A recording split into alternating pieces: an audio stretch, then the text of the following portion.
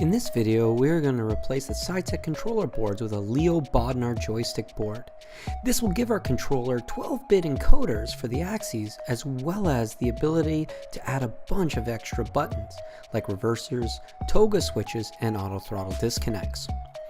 Additionally, we're going to be installing the 737 handles that have these extra buttons and modifying the throttle cases so that we can run wires out of the boxes. Using a cockpit PHP throttle box, we will mount the two throttles along with the extra buttons via the Leo board.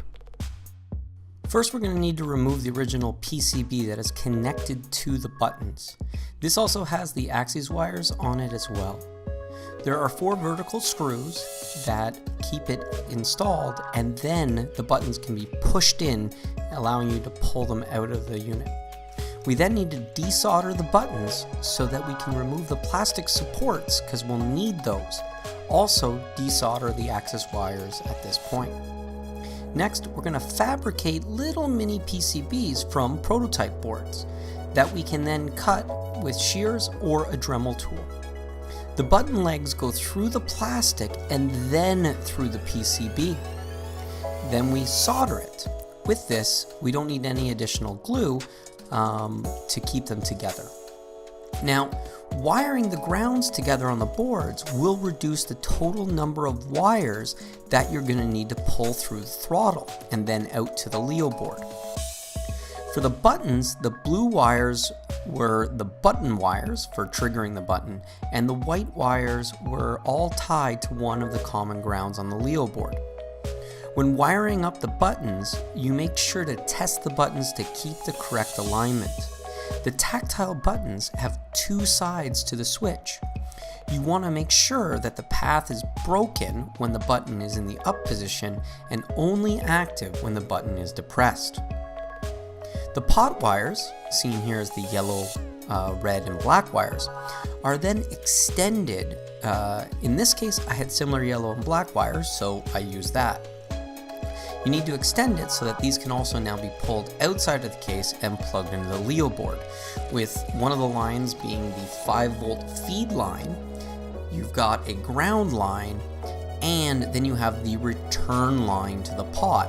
And this is the voltage that passes through the pot and back into the Leo board.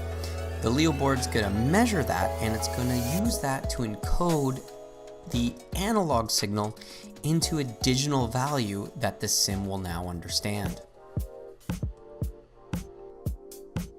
The 737 Pro handles have 3 additional switches each that can be connected for the auto throttle disconnect, the toga, and the reversers, which are spring-loaded levers that will press against another tactile momentary switch.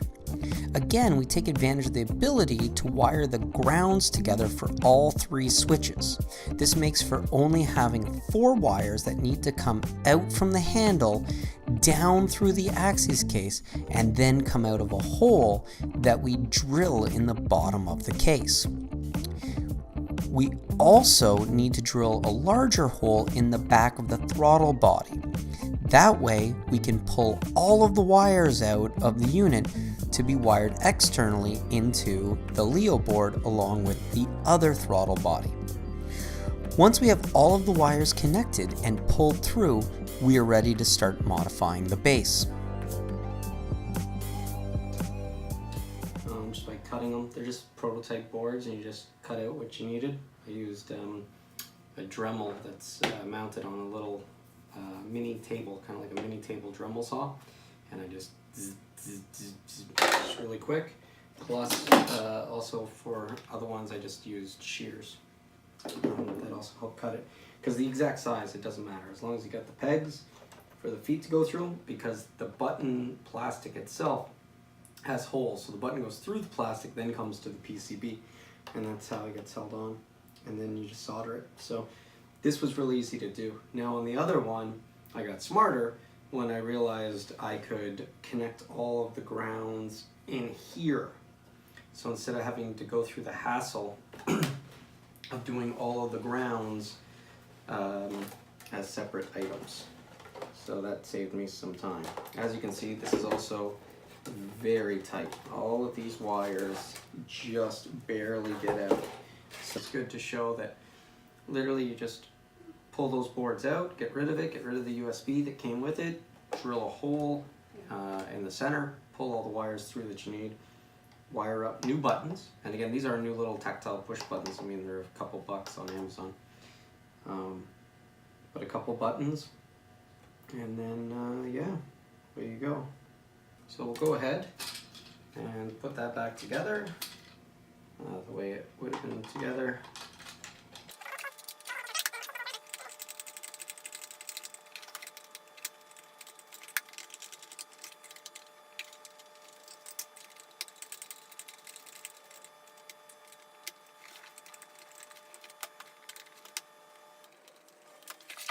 So what else? So in this like cockpit PHP box, also cut out a couple of extra holes. I used a drill, but then it's harder. The drill didn't go as smooth. Just because these holes didn't line up with where these holes now are, right? The USB was coming out over here originally, and it just didn't line up with where I needed the holes to be, which again, not a big deal. Cut your own holes, it's just plastic. Yeah, and away we went.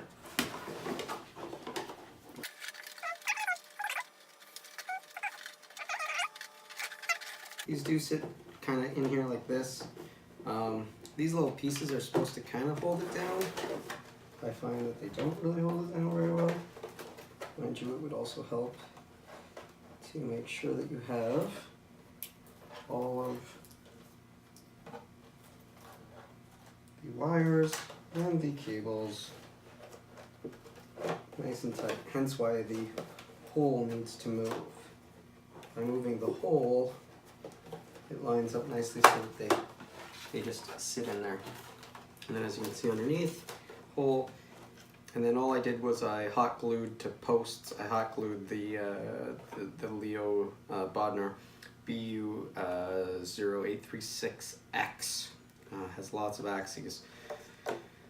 Yeah, and then we just need to put our cables back in. So now I will go back to doing what I did before, and we will go ahead and tape this back down. Tape, even though these little lip pieces, but they seem to not really hold it that well. So just kind of feed the wires through.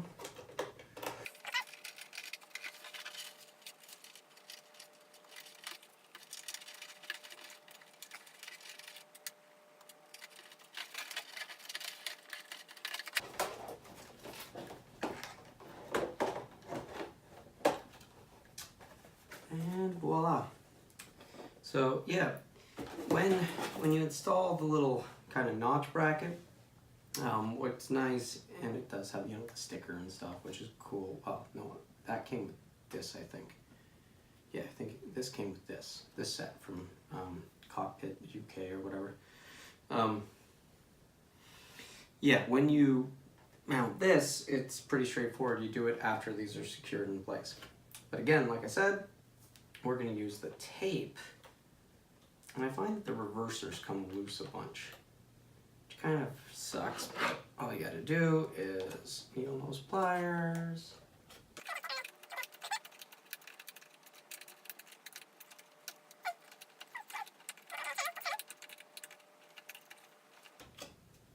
There we go, nice and tight. Okay, so I'm going to put some electrical tape, just kind of making it so that they can't lift up and out. It's really, you know, not high-end engineering, and if anything, it's kind of lame. But black electrical tape, sim is dark, you don't really see it, so.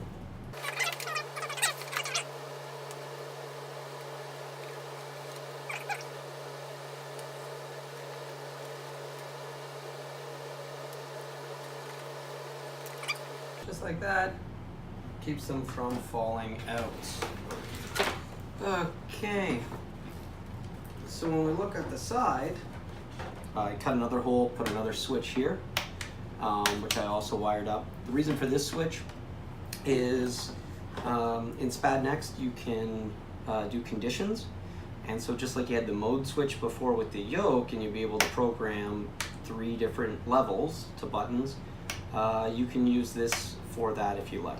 Or I did it for a fuel selector or something, depending on the plane I'm in.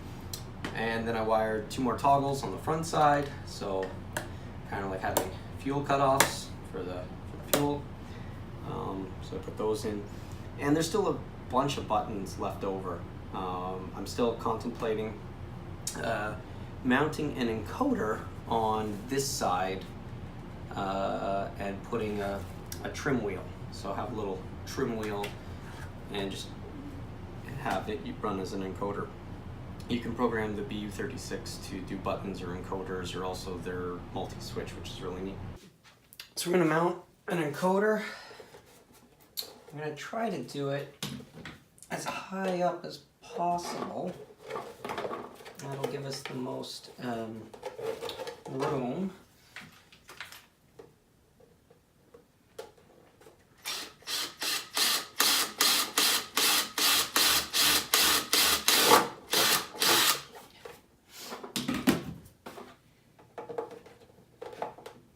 That looks like it will give us what we need.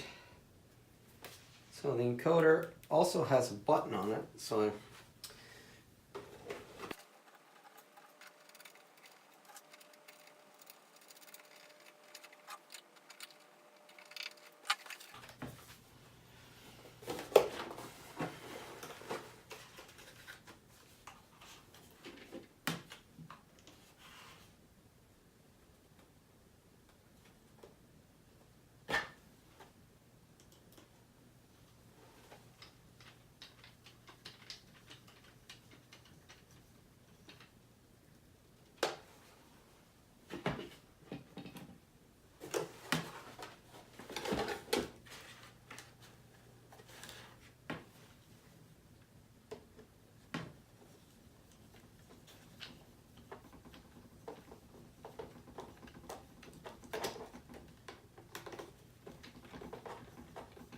now this part is not something that's in their instructions, but rather something I do.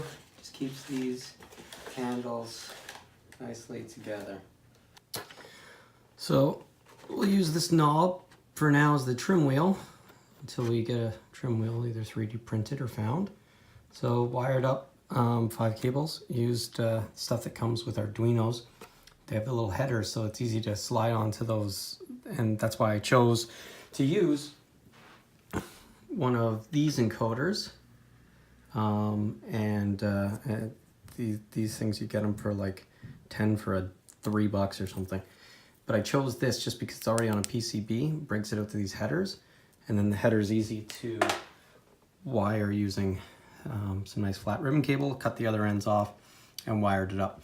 In reading what the LeoBodnar instructions say, is for the encoder, you want to start on odd numbers. So we're going to start on button 15, and this is me guessing. So button 15, so we're going with the ground is the purple, and then I'm going based on looking at one of these, is that it says clock, data, switch, and then plus, so like a plus voltage. And my guess is we can ignore the plus, so we need the ground and the 3 other switch pins. Green is on 17, that'll be the switch. I don't know, I'll use that to reset it or something, whatever, got a button. Can always just pull it off if I don't care later. But reading the instructions, the key was that you got to make sure that those, which should be coming off the encoder, are on adjacent pins. So we're going to have to download the software when we jump in the sim and configure the board so that button 15 and 16 are working as an encoder pair. So let's jump into the sim and see if we got everything working again. Alright, so now that we've got it plugged in, I use Spad.Next, big fan of it, so my throttle quadrant Leo shows up. So I can see all of my axes are operational. I'm going to have to go in and reprogram everything.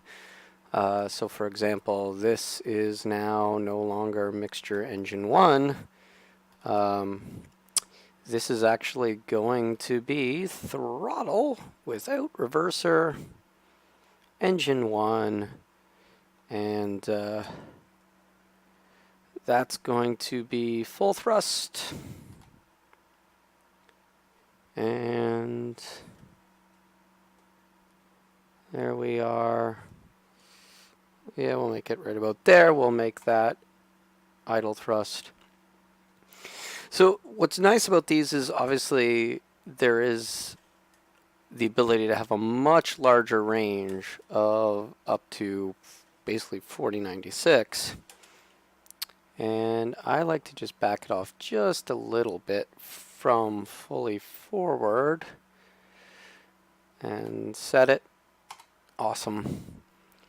So now we're going to go up to our axis up here. And again, full thrust about there. And then we're going to come back to idle. And we'll come up just a little bit higher.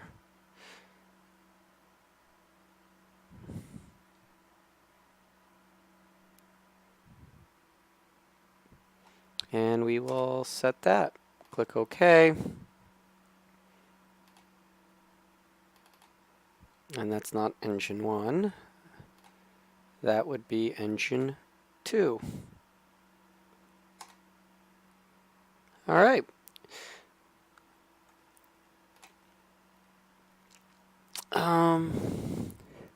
Our y-axis, flaps, auto detent. So flaps full up. So you'll see that I just back it off just a little bit. Set it up there. Same thing when I come down to here. This is fine because it does have the full detent range. So if we just back it off a little bit and we set that, now we have a nice range for our flaps. And of course now I do not have a mixture for Bonanza setting. And then what we'll do is we'll put prop there, mixture there. A little bit out of the normal order, but it'll have to do for the Bonanza. So we're going to go to this guy. Propeller pitch is not propeller pitch. It's going to be mixture, engine 1. So, and we'll just pull it back a little bit, set it there. And there's our minimum setting. So we'll just come off a little bit, set it there. And click OK. And now we've got our RZ axis, add event, standard axis, and we will go with propeller, engine 1,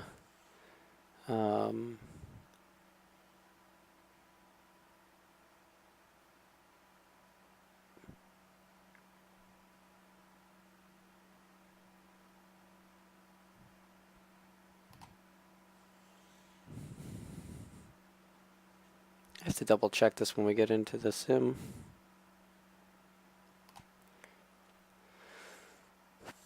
So there we go. Alright, and for calibrating the axis, it's actually really easy. Start the calibration.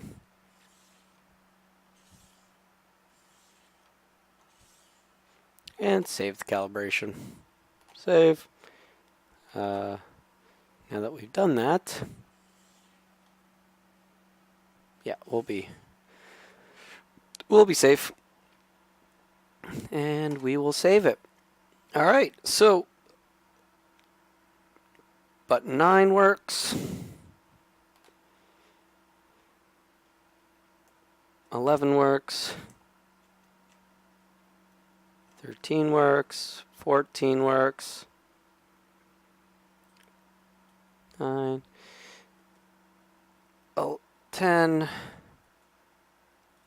9, 10, 11, 12, 14, and 13. So all the buttons on the handles and the controllers all still work.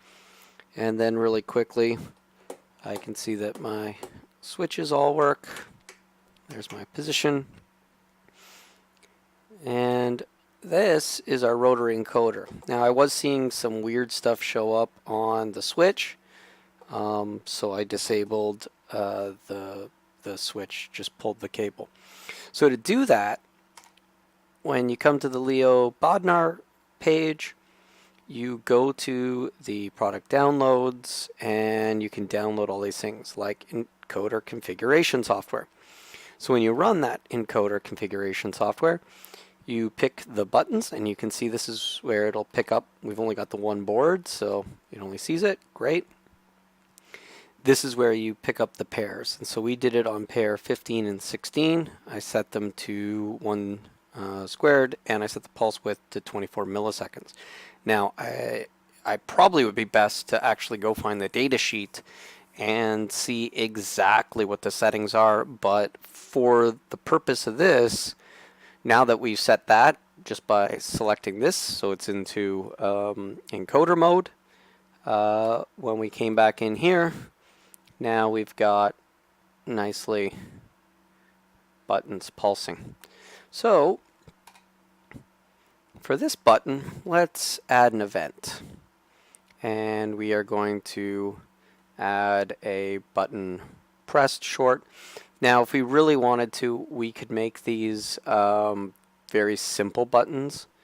And since it's an encoder, I think I would recommend that. So if we configure this button, and we make it a simple push button, click OK, and we're going to make 15, configure it, also make it a simple push button. Now what this will do, and you still see it, is now when we go to add event, button pressed.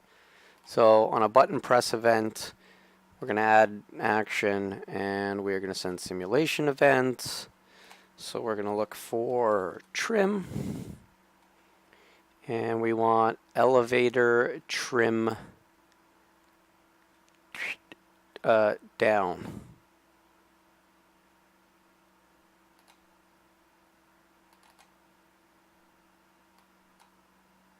Click OK. Oh, I think I put those backwards. 15 should be trim, elevator trim up. There we go. Yes, up.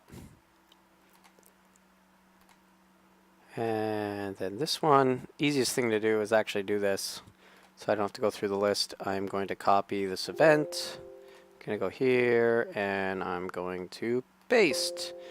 And then double click, click, a lot of clicking. Elevator trim down, click OK, click OK, save.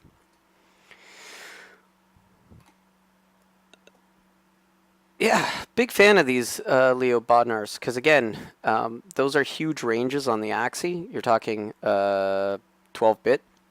So all of these axes now have a much larger range, and I didn't have to change the pot or anything, right? It's all the same pieces, though minus one of my arms that was broken. But digressing, we are done with that. So let's go ahead and shrink this over. And just for fun, we're going to go with the active sky weather theme. Sure, we'll go to there and we will click OK. All right, well, we've got the sim booted up, and let's see how this stuff is doing. So we'll go ahead and get the power on. Well, let's first kind of Make sure that, okay, that's going in the right direction. And we've got our prop going backwards. So for now, we'll leave that there. But what we'll do is fuel pump goes on and fuel pump goes off. Avionics goes on. Landing light. Now, sometimes the other one just does not boot up. So I gotta go avionics off, avionics back on, boom. Now the GTN 750 kicks in.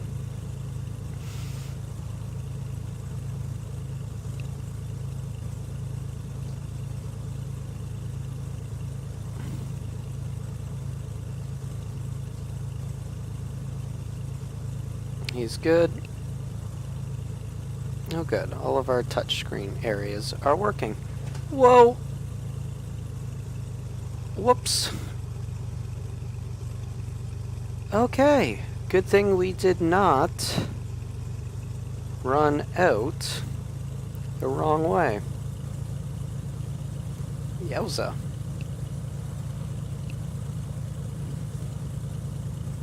Alright, so we are currently at KNZY, which is a naval station.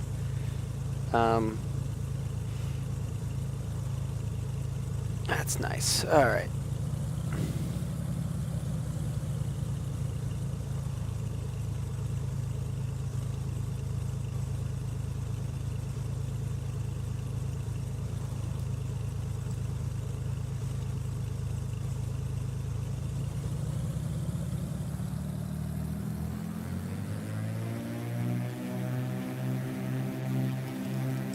So pitch, trim, so there we go. We got a nice accurate trim wheel. Maybe get back on the center line so we stop focusing on that. Alright, tap the brakes, gears going up.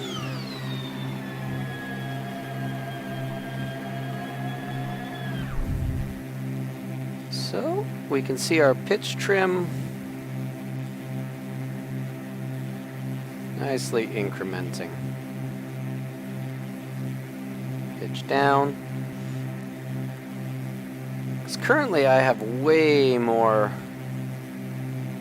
It's putting in a lot when we pitch with the thumb switch. But as you can see, a lot more fine, accurate feel and touches now. And it is cool to have all the extra buttons all functioning and working, along with all the other static buttons. So, as of right now, everything seems to hold up and work well together.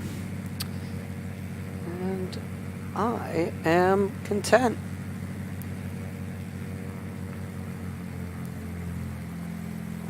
Which way is the wind coming from? Let's find out from KSAN. Airport information Zulu 1816 Zulu, wind 288 at 11, visibility 14, sky condition, ceiling 1100 broken, temperature 17, dew point 12, altimeter 29904, visual runway 27 in use, landing and departing runway 27. View of our aircraft stay direction of flight. All aircraft read back hold short instructions. Advise controller on initial contact US. Okay. We have Zulu. Alright, so 288, we'll use runway 29. Sure, why not? Perfect. Right down the hole. 29904.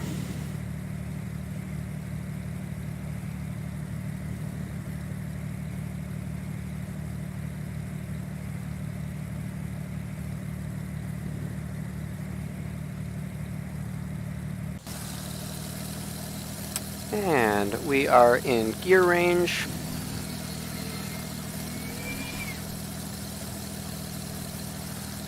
Drop the gear. We will set our approach flaps. Beauty. Come back inside.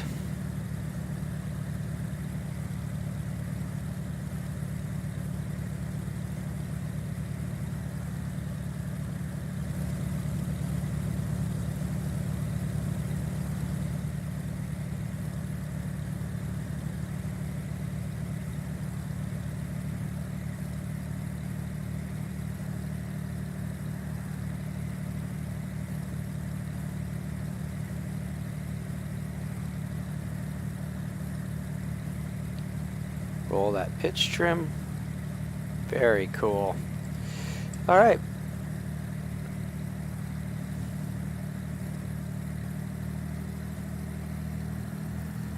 And see, now we've got minor adjustments with minor adjustments, not as big as steps.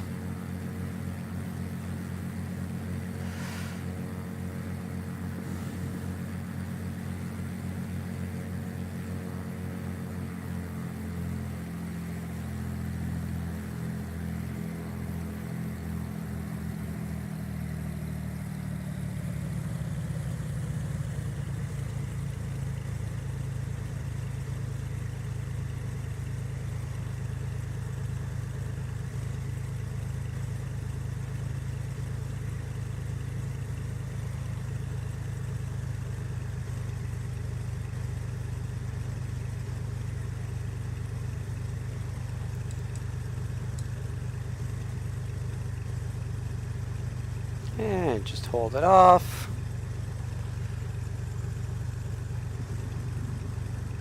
Beautiful. Nice and easy on the ground. All right. Well, I think with that, we can say that we successfully modded it to use the LeoBodnar board, which is much better. A lot of very nice, fine, detailed.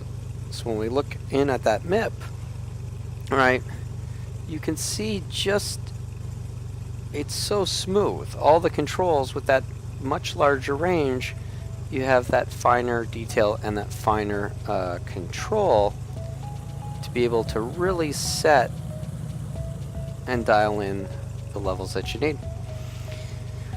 Hopefully for some of you it helps as a way to get some more life out of your Saitek controllers, especially considering it's not hard to open them up and mod them and wire it. Well, like the video, subscribe if you haven't, and come see us next time we do another video. Thanks again for watching. Bye.